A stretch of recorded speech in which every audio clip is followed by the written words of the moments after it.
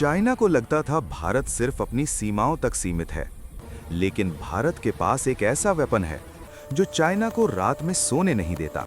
ये सिर्फ मिसाइल नहीं, ये एक साइलेंट वार्निंग है। इस वेपन का नाम आप रोज न्यूज में नहीं देखते, लेकिन चाइना की मिलिट्री सैटेलाइट्स इसे रोज ट्रैक करती हैं।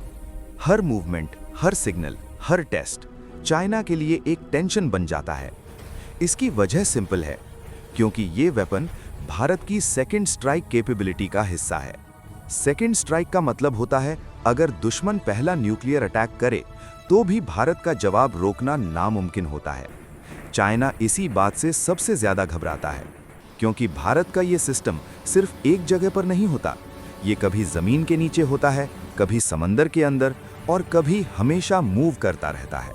इसका मतलब ये है कि चाइना चाहकर भी इसे एक ही बार में डिस्ट्रॉय नहीं कर सकता, और यही चीज इसे वेपन से ज्यादा स्ट्रैटेजी बना देती है।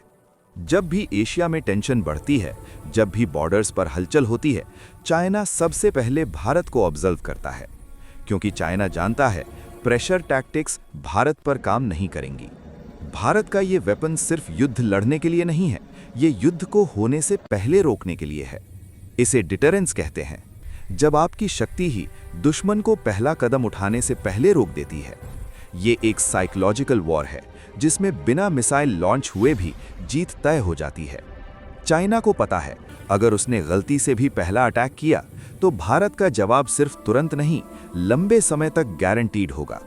इसी वजह से ये वेपन सीक्रेट रहकर भी चाइना के लिए सबसे बड़ा नाइटमेयर है। भारत शोर नहीं मचाता, भारत वार्निंग देता है, और दुनिया उस वार्निंग को समझती है। अगर आप भारत की असली डिफेंस पावर, जियोपॉलिटिक्स और हिडन स्ट्रैटेजीज जानना चाहते हो तो चैनल को सब्सक्राइब करो, क्योंकि असली ताकत हमेशा चुप रहती है।